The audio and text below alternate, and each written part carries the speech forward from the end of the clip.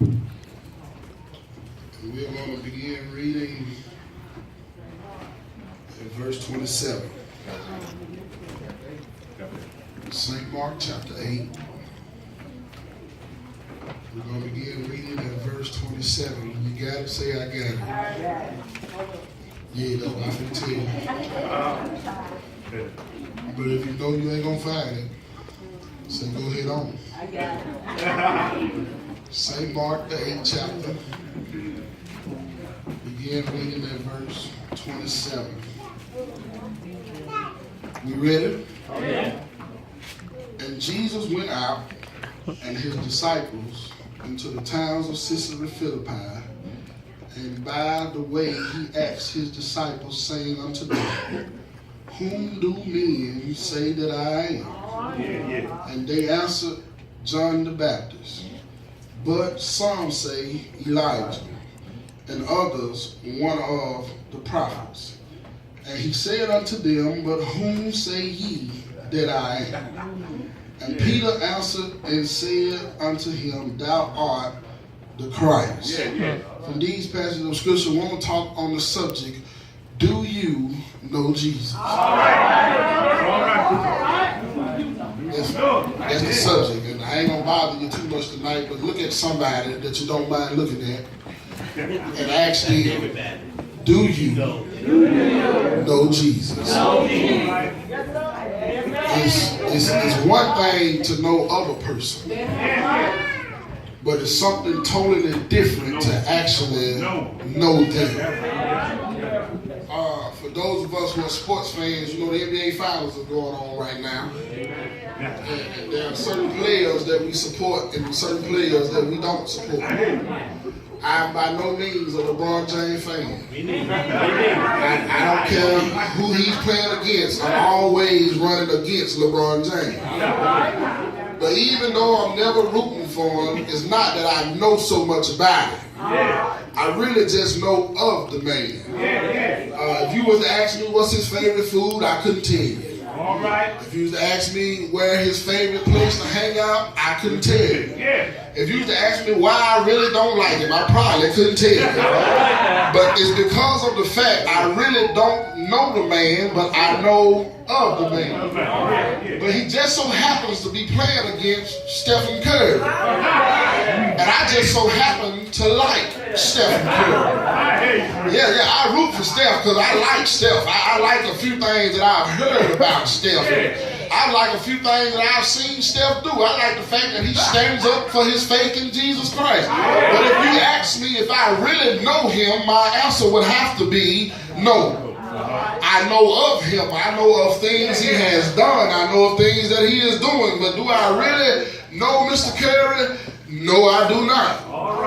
Michael Jordan is my favorite basketball player. If you ask me if I really know Mike, no, I really don't know him, but I know of him. I know he got 6 championships under his belt. I know he was the most valuable player for a few seasons. I know there ain't been one like him. The only somebody closest to him was Kobe Bryant. I didn't like him all that well. But do I really know Mike? No, I really don't know Michael Jordan.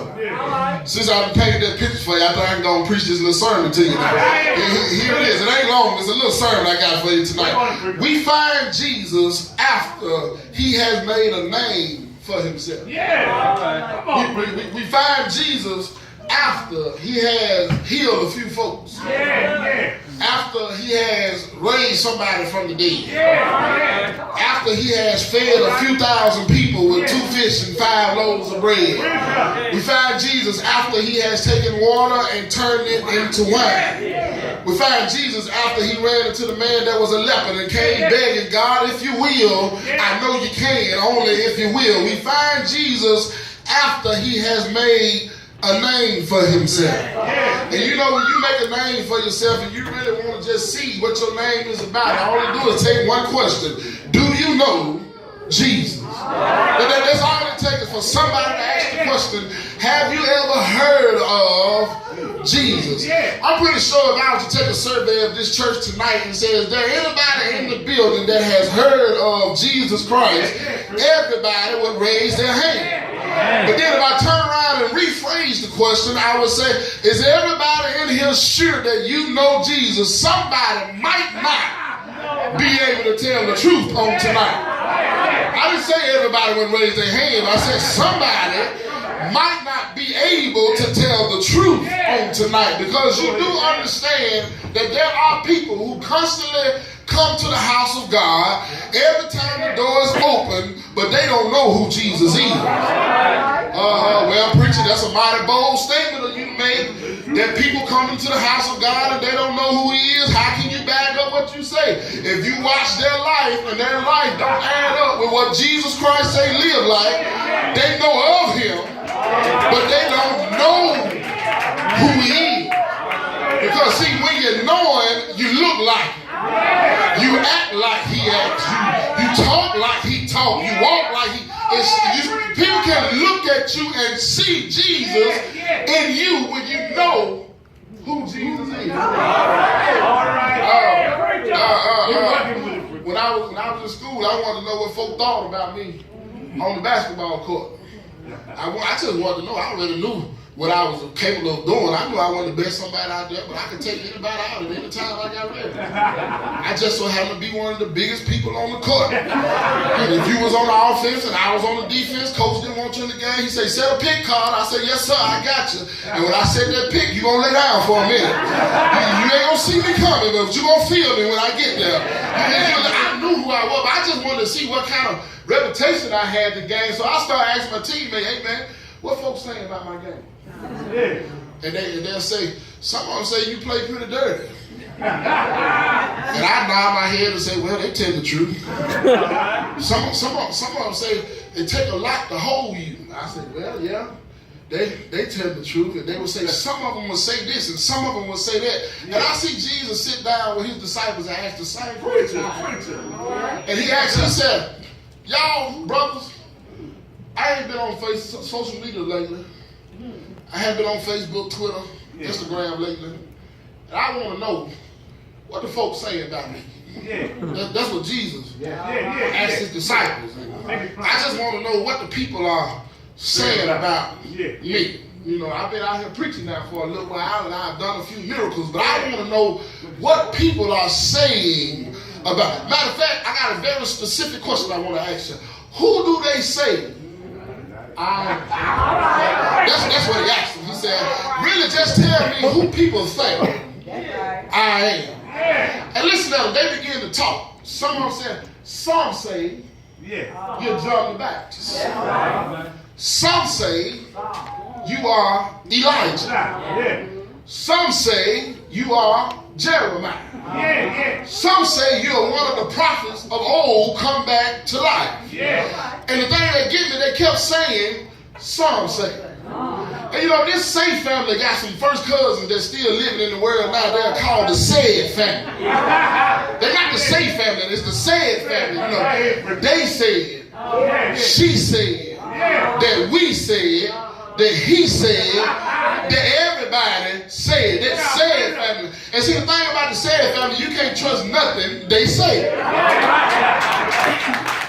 Everything the Said family said, don't you take that to the bank with you. Don't you put that in your pocket. If they put it on your plate, don't you eat it. You can't trust what they said, because this is Said family that ruined a whole lot of marriages off about what they said.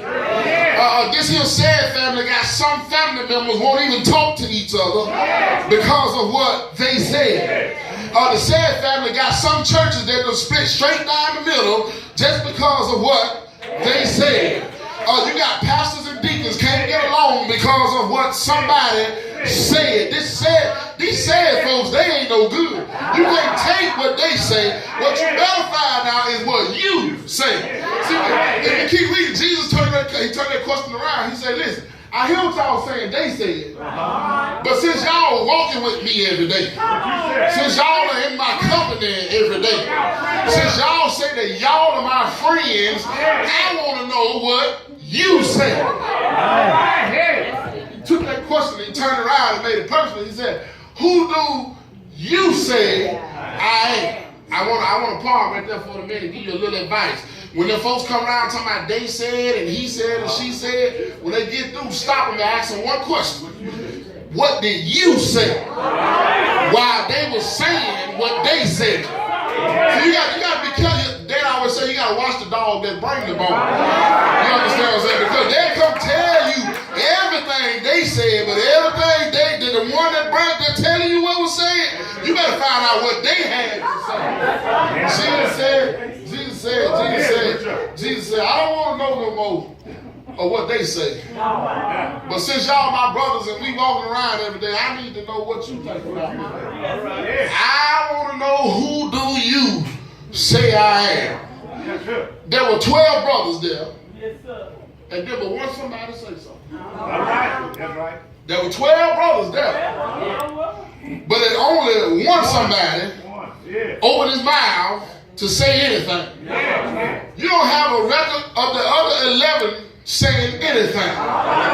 It's just one somebody in the crowd that had something to say. Ain't it something about when it's time to tell the truth, most folks shut up.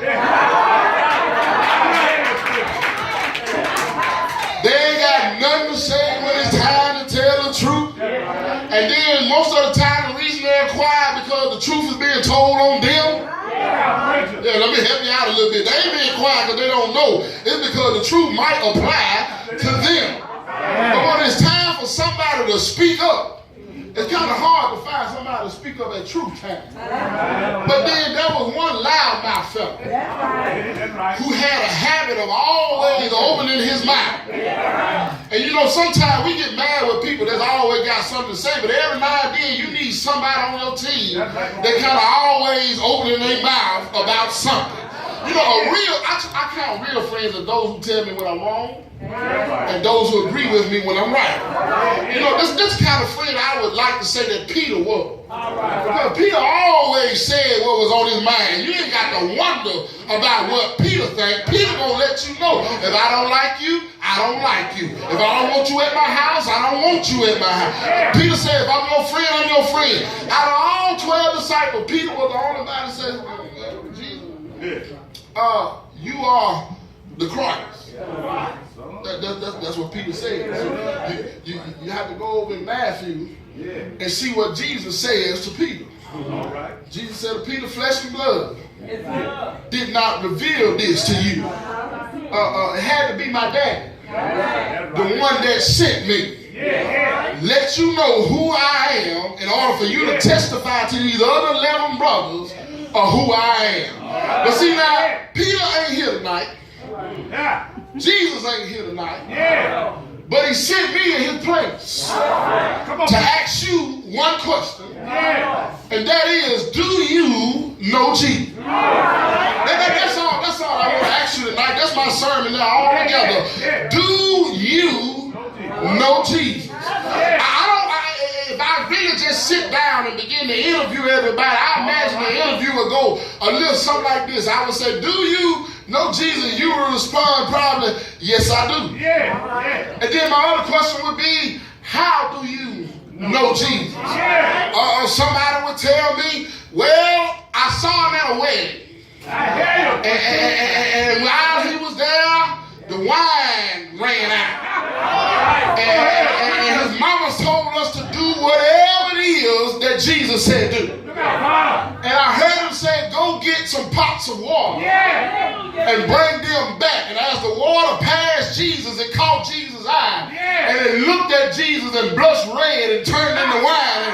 And I wasn't there, but I heard that it turned water into wine. I believe if I was to ask somebody else here tonight, do you know Jesus? And they may respond and say, yes, I know who he is. And then I say, well, tell me how you know who Jesus is. And I can hear somebody saying, well, I heard about a man named Jairus who went and talked to Jesus about his sick daughter. And he told Jesus that my daughter, 12 years old, and she's standing at the point of death. If you will come to my house, I believe that you can heal her. They say, but while he was talking to Jesus, again they say, I heard that a woman that was sick for 12 years with the issue of blood, showed up in the crowd, messed around and touched Jesus' garment, and she got a healing for her body.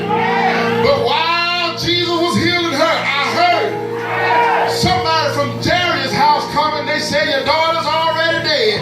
Then they said it again. I heard Jesus tell Jairus, if you just have a little faith, don't worry about nothing. I'm still going to do what I said I was going to do.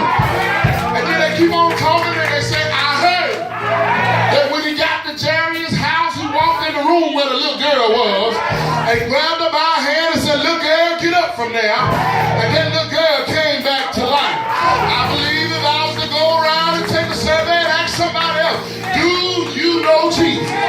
They would have to look at me and they would say, yes, I do know who he is. And then I have to ask them, how do you know the man? And then I believe they would look at me and say, I heard that Lazarus got sick one day. And then his sister sent for Jesus, but Jesus waited 4 days before he showed up. But when Jesus got there, Lazarus was dead and buried in the grave. But I heard Jesus say, you're going to see Lazarus again. I heard him say, take me to the place where you laid him in. I heard him when he said, move the rock away from the tomb. I heard him when he called Lazarus by name one time, and Lazarus came walking. This is what I heard about Jesus. Well, everybody that's announced to me telling me about what they heard.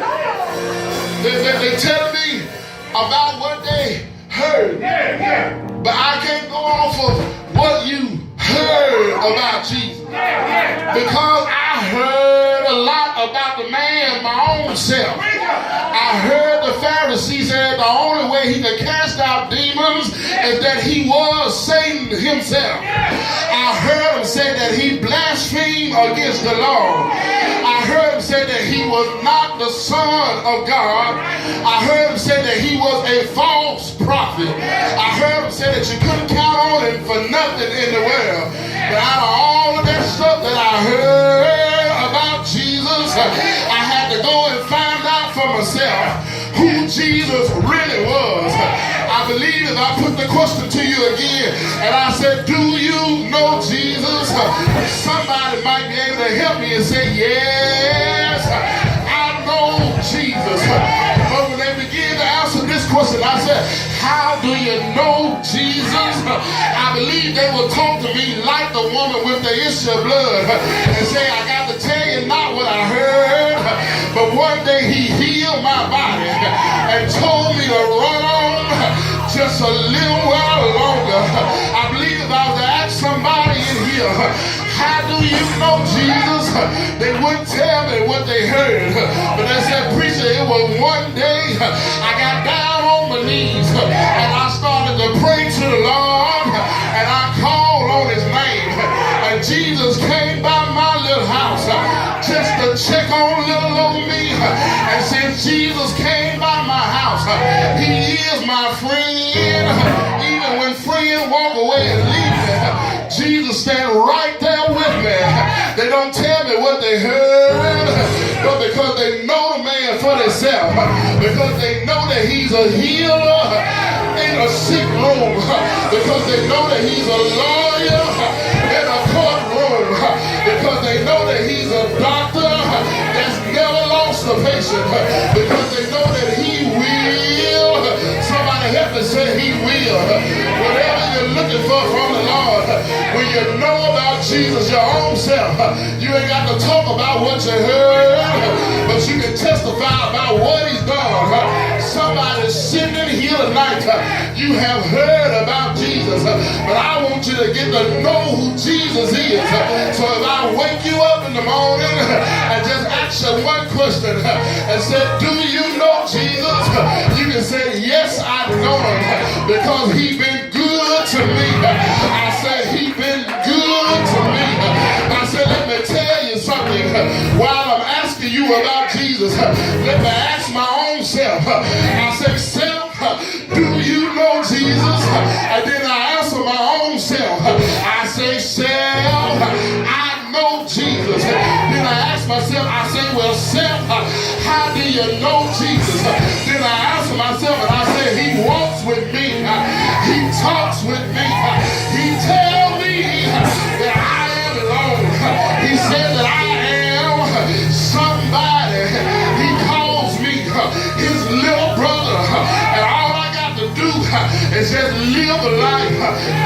ever since Jesus. When I get up in the morning, I know who Jesus is. When I get on my job, I know who Jesus is. When I come to church on Sunday, I know who Jesus is. When the benediction has been given, I know who Jesus is. And I'm so glad that I know who he is. Is there anybody here glad to know who he is? The reason why I'm glad, because I can remember a time where I didn't have food in the refrigerator. But Jesus said, pick up your Bible. I took 2 little fish and I took 5 loaves of bread. I fed 5,000. And ain't but 4 people in your house.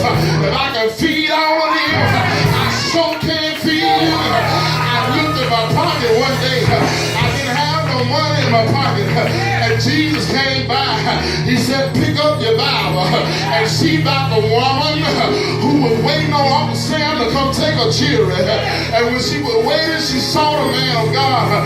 She said, I don't have what I need to pay my debts. He said, but what do you have? She said, in my house, I got a little jar of oil. He said, you go around and get you some more jars. Then take that jar of oil and fill up all the jars you collected. And the word declares that when she got through filling them up, she had enough oil to pay off her bills. She had enough oil to live on a little while longer. So when my money is low, Jesus said, if I did that for her, I can make sure your light stay on. I can make sure you keep your mortgage paid. I can make sure you have something to ride in. All you got to do is just trust in me with all of your heart and lean not to your own understanding and acknowledge me in all of your ways, and I will direct your path. He told me, said, to seek ye first the kingdom of God, then all of these things. What are these things? I got clothes on my back. I got shoes on my feet. I got a roof over my head. I got a friend when I get lonely. I got a company keeper in a hard time. I got a burden bearer. I got somebody that don't mind holding my hand. I got somebody that'll walk with me through dark times. I heard David say, yea, though I walk through the valley of the shadow of death, I will fear no evil, because God is with me. I come to tell you tonight, the reason why I go preach, and I ain't scared to preach his word, because God is with me. That's how I know him, because when I don't believe, I got the energy to stand up. Then Jesus comes along and stands up in me and allow me to stand right here and tell men and women, little boys and little girls, that the wages of sin is death, but the gift of God is eternal life. I want to tell somebody here tonight that if you don't know Jesus, you might ought to take a little time and get to know who he is. Somebody say, well, why should I get to know him? Well, if you flip over to the book of Revelation, John began to talk to you. John said, I looked and I saw dead.